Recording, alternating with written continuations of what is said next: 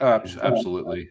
And I think for anyone that needs to be able to advance ideas that are anything but a commodity, where they're many times disruptive solutions. I talk to a lot of Gen X founders and sales executives who've been in the space for a while, and they don't understand why it's not as easy to get attention of prospects as it was 10 years ago. Dude, at the risk of sounding really meta, what we're doing is how you need to show up. They need to see you as an expert and not just someone that's focused on a transaction. Right. That's the key unlock. You don't necessarily need to go immediately change your job title on LinkedIn, your email signature, and business card, but it's not doing you any favors. No, and Stephen Bartlett, actually, he wrote his book, which I have to say, I don't know why I wasn't. It's a really good book, but that Disruptive. We did that at Deep Green, more by luck than judgment. But it turns out, instead of talking about edge data centers, about the quality of the immersion tank, if you dress up as a lifeguard and then you build a supercomputer in a swimming pool and show how much that story is such it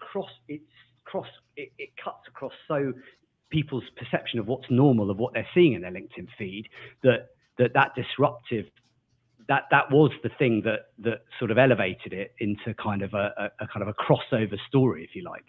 Yeah, it was just something that most people in the data center industry just weren't used to reading. So the unfamiliar got the attention. Yeah.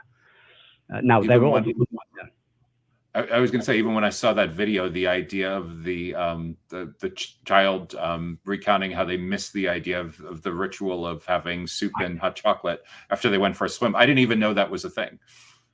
No, and that was not me. That was Matt, our CMO, who framed that like that. But yeah, who has framed a data center company in that childhood story of hanging out with your dad in the 70s, who probably didn't really know to hang out with, wasn't particularly emotionally aware dad in the 70s, and linking that story into a data center story suddenly is the unlock. Yeah, I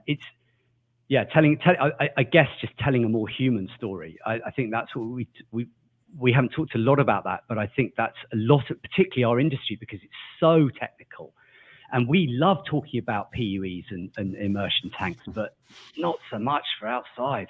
Jesus. Yeah. I know the big